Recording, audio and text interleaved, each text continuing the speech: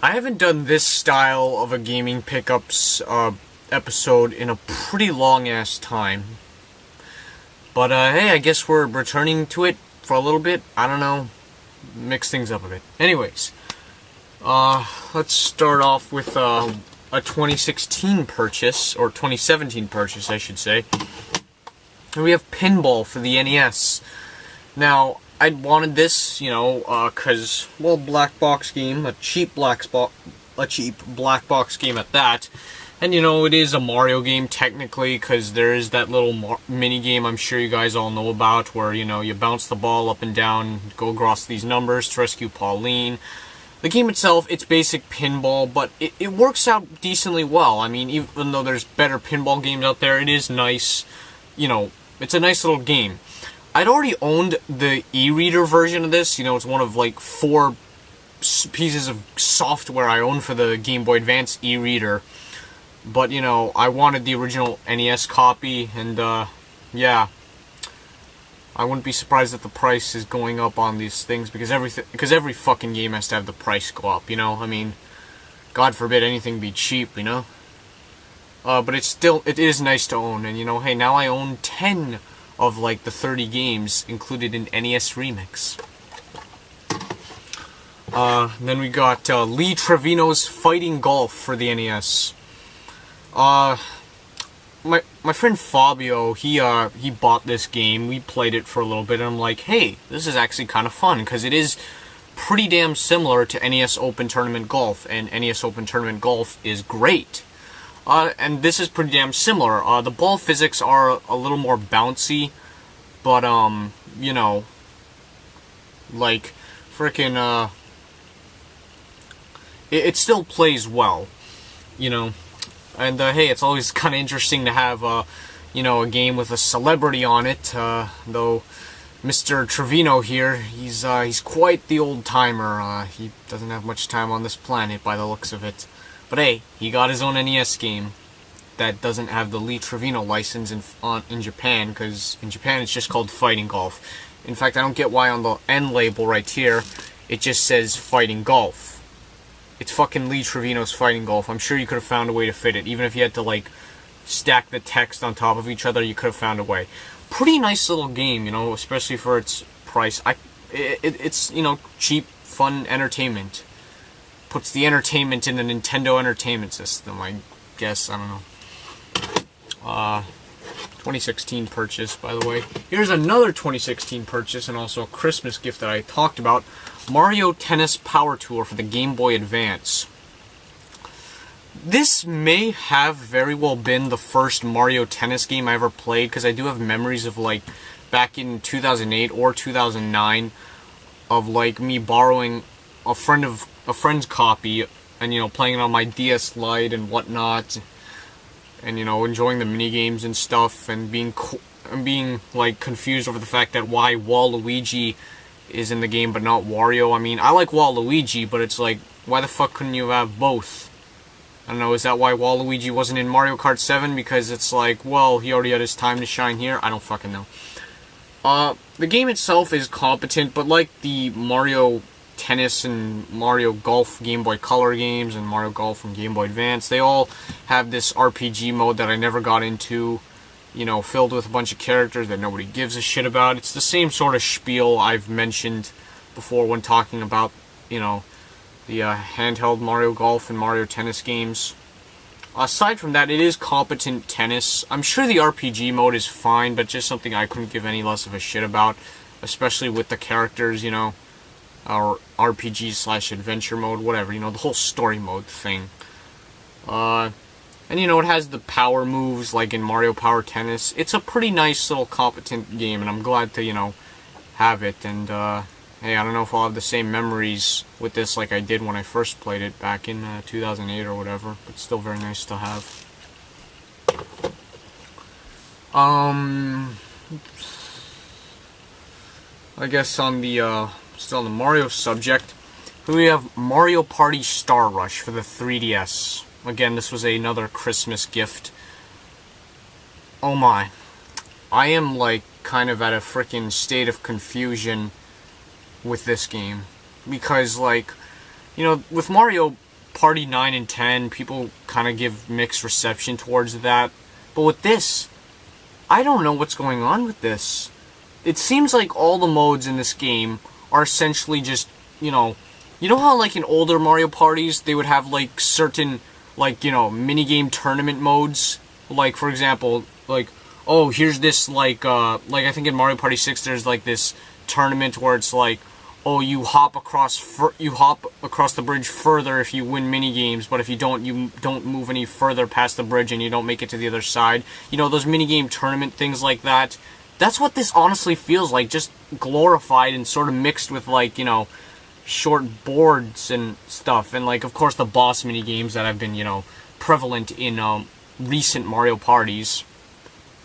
I don't know. I really don't know what's going on with this. Like, with Mario Party Island 2 for the 3DS, I thought it was alright, but it didn't really flesh out what it did. I kind of at an awe. I'm kind of like at a state of disbelief with this. It's like, I don't know what to think about this. There's the Balloon Bash thing where it's like, okay, you go around this like really tiny board and occasionally do mini games, but again, it doesn't feel like anything really that close to Mario Party. I mean, maybe you could get a kick out of it with friends and stuff, but, well, not only are my friends not really around, it's just, there's times where it just feels mediocre, there's times where it feels mildly entertaining. It's just like, I don't know what was going on with this. I really don't. I don't know if it's bad, I don't know if it's good, I'm just like, but it didn't live up to whatever expectations I had, I can tell you that much, even though the game is just not horrible. It's just, I don't know. I really don't know about this one. I had to get it because, Mario fan, hey, I own all the Mario parties, but with this, I don't know. And it seems like if I were to unlock more stuff, I would have to get good at what little you already have from the start, which I just don't really have much motivation to, even though I'm trying to get more into this game, but I don't know, guys. I really don't know. How long is this? 7 minutes. Okay, well, I guess on the 3DS, still on the 3DS side, we have Sonic Boom, Fire and Ice. Now, as you can see, it does come in a box because, well, this is apparently the launch edition, which kind of explains why it was a tad bit tricky to track down a copy of this game. But the launch edition comes with a DVD that has 3 episodes of the Sonic Boom TV show. So, I mean, like, yeah, I guess that's cool. The game itself, well, it's decent. It's definitely a lot better than Shattered Crystal. I do have, I did beat it in a few days, I just kind of marathoned it a few times, and I did get a kick out of it, even though the level design is a little bit repetitive and predictable. It's still a relatively decent, platformer, and the, I guess one thing people may expect a little more with this is, like, some more puzzle elements with the whole fire and ice gimmick. It's like, oh, but it's really not all that puzzle elemented. It's like, you see ice blocks, you press R, you turn to fire. You see, fire, you turn to fucking, or no, you see water, you turn it to ice. You see ice, you turn to fire. Basically that. There's the whole multiplayer thing, which is, I guess akin to Sonic Rivals, but not as good as Sonic Rivals. It's not too bad of a game. I really don't think it's a bad game, aside from its slightly repetitive level design. Do I recommend it? Well, I mean, hey, if you want to get the one and only Sonic game that came out in 2016, sure, maybe. There's the whole, but some things I guess could have been more fleshed out, like more use of, like, the other characters, because, for the most part, you can just stick with one character, it seems. Sure, you may get to play as everybody, Sonic, Tails, Amy, Knuckles, and Styx, but chances are you won't be switching much to them, even with the few, even with those few parts where it's like, oh, you need to switch to Styx to, like, use her boomerang to open up a passage to get one of the secret collectibles. Like, hell, I mean, I could very well go back and 100% this game if I wanted to, because that doesn't seem too hard of a task. Yeah. Decent game, though. Not too bad, actually. Whoa! Jump cut. I know, right? Like, stuff happens, and I don't feel like re-recording the first, like, 8 minutes of this video, so anyways, let's continue on. Here we have Bisoujo Senshi Sailor Moon R on the Super Famicom. I had some interest in this for a little bit. I remember I saw a review of this game from Jimmy Hoppa, aka Import Gaming for the win. Back when that review first came out, back in, like, what was it, sometime in 2014. And then, you know, I saw Brain Scratch Comms do a commentary over this, which got me even more motivated to get it, because, you know, even though this game is only like 4 stages long and whatnot, it did look like a pretty competent beat 'em up. And yeah, I like the game. You know, I mean, the fact that it's only 4 stages is, you know, kind of a bit of a detriment, I will say. But it does play well. You know, the controls are fine. You know, you have a decent, like, sense of you have a good sense of action and you know, satisfaction. Beating up all the bad guys and whatnot. I mean, sure, it can get a little frantic, and it does seem it was more, you know, designed with 2 players in mind, but, you know, it's not ball-bustingly hard or anything. You're probably not going to beat it your first time, but it is pretty cool. You know, it's 2-player, which is, of course, a bonus. There is a mode where you get to play as Chibiusa, aka Rini, but if you do that, you know, it's essentially the easier mode because, you know, Chibiusa / Rini is really short, and as a result, she, like, avoids most of, you know, the enemy's attacks. Even if you play it on hard, you can still beat it with, you know, relative ease. You know, there's also that, like, battle mode, which essentially turns this game into a fighting game, except tweaks things here and there. It's an interesting little package, and it is, you know, nice to have, and, hey, you know, Sailor Moon games are surprising me here and there so far. Even though I never watched the anime, but still a very nice little thing to have. And here we have FZero for the Super Nintendo. Damn it, it was about time that I finally got this. You know, because for one thing, its price was, you know, it seems like for forever, it seems, yeah, that, like, the price of this game has been relatively fair. You know, it's not like $50 or anything like that. It's typically like a $20 game, but for whatever reason, I just didn't, you know, pick it up. I kept on telling myself I was, but hey, I finally have it. You know, I'm planning on probably getting all the F-Zeros, you know, minus, well, F-Zero X expansion kit, and, well, getting F-Zero Climax on the Game Boy Advance is going to be quite the investment, but, what can I say about the first game? It's a really good fucking game, you know, it plays, you know, really well. Fast, futuristic racer, you know, press the world with its mode 7 and all that, and just, it's a quality game, you know. I don't know what more else I can say about it. Music's great, and, you know, F-Zero, much like Star Fox, you know, 2 franchises both born on the Super Nintendo are just franchises Nintendo needs to pay more attention to. But then again, at least Star Fox got, you know, a game on the Wii U. We haven't seen an F-Zero game since Climax on the Game Boy Advance, which was only in Japan. And, you know, most F-Zero games are in this sort of 2D style. You know, with the whole scaling and stuff. Because, really, when you think about it, sure, there's like, you know, 3 on the Game Boy Advance, which are pretty damn similar to the original. There's, of course, the original, and there's also, like, the Satellaview F-Zero games. Most of, again, just proves that most of the series is in this style. We really only had that 3D intense sort of, you know, racing action with F-Zero X and F-Zero GX, which is just all the more reason why we need another F-Zero. But in the meantime, hey, I guess I might as well just go ahead and pick the rest up, because for a while the only one I ever owned was Maximum Velocity on the Game Boy Advance. But hey, very nice to have, you know, a quality game, and, you know, one of the more famous Super Nintendo games that doesn't cost, you know, like $100, you know. Good stuff.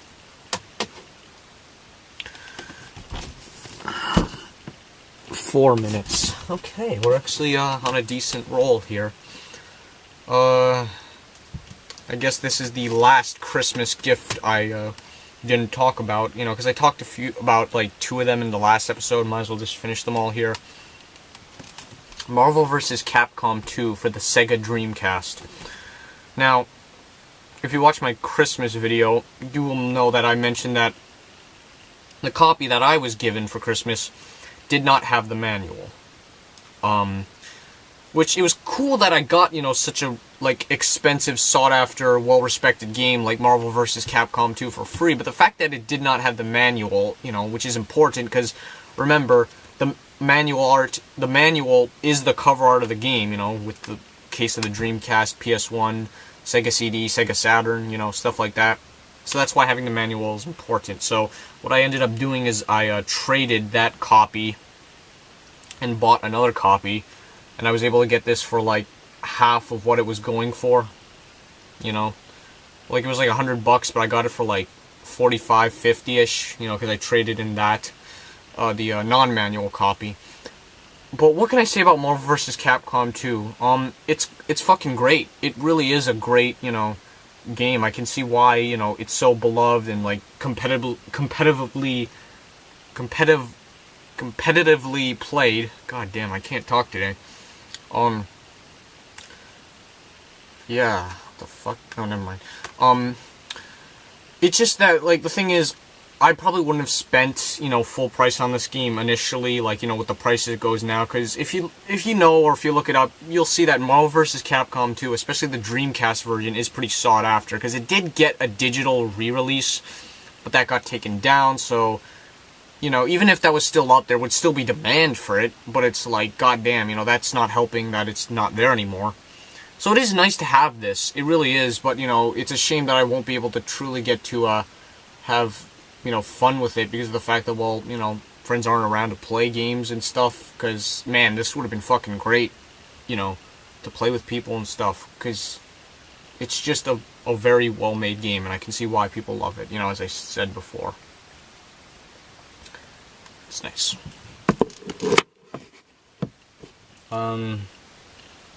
Alright, how about a PSP game? In fact, this is a, Japan-only PSP game. First import PSP game at that, I should say. But this is a Shinseki GPX Cyber Formula Versus. Now, yes, this was only released in Japan, and I believe this is based off of an anime. They had a couple games like this. The only one we ever got was on the Super Nintendo. It was called Cyber Spin, but the Super Nintendo game is actually supposedly a bastardization of the Super Famicom version of Cyber Spin, you know, if that makes sense. But, you know, there was also like a couple on the PS2 and the GameCube. And this right here apparently is the latest one, or probably the last game based off of this anime. I wanted it because, you know, I was like, it is nice to, it would be a nice idea to get a, you know, import PSP game, because the PSP, like most other handhelds, are, you know, is region free. So, you know, I was like looking around, and I see a lot of visual novels and dating sims. Then I see stuff like Star Soldier and Darius Burst for the PSP, which I would like to get, but I don't know if I'm willing to shell out that much money for. But when I saw this, you know, looked it up on YouTube, and I was just like, you know, this looks kind of cool. So, you know, I bought it. Here it is. The game itself, it's not too bad. It definitely took a little bit of time to get used to and figure out, because I was going like, why is it controlling so weird? Is there a drift? And, yeah, there is a drift, but it took me some time to figure it out. I think it's like, if you want to drift, you have to, like, let go of the acceleration button, which is X, and then, you know, hold square while you're drifting, but even then the drifting was just kind of awkward. So there's a bit of a learning curve to this, good old racing game here, but, it's interesting. It is nice to have, because I do dig the course designs and feel that this game has going for it. And, you know, it's always nice to get another PSP game. Interesting sort of game. It's nice to have, for sure.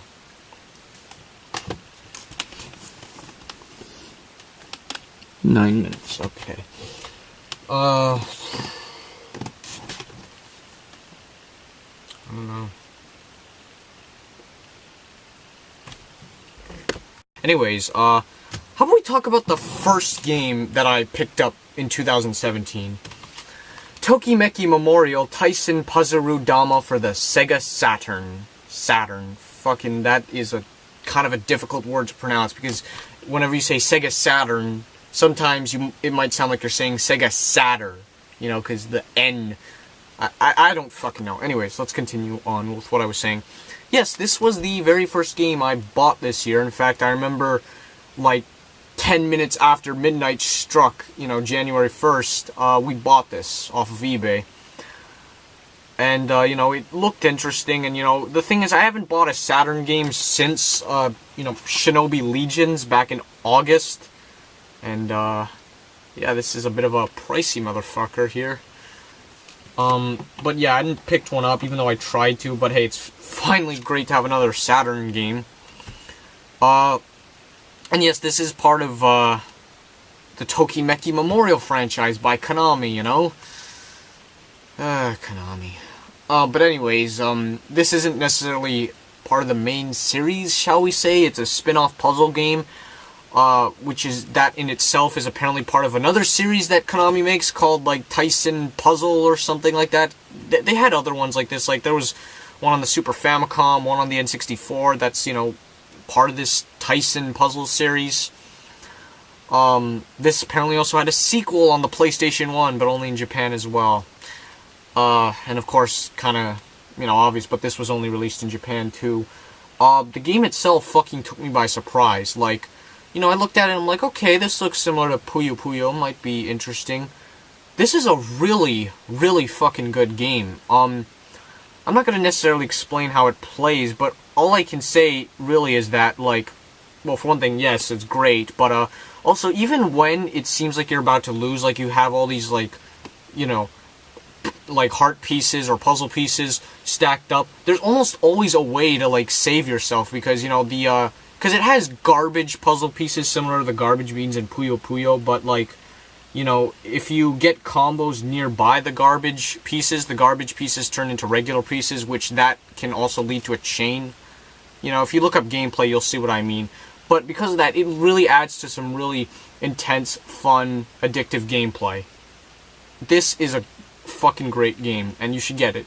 You know, it's also on PS1, along with its sequel, but yeah, pick this up.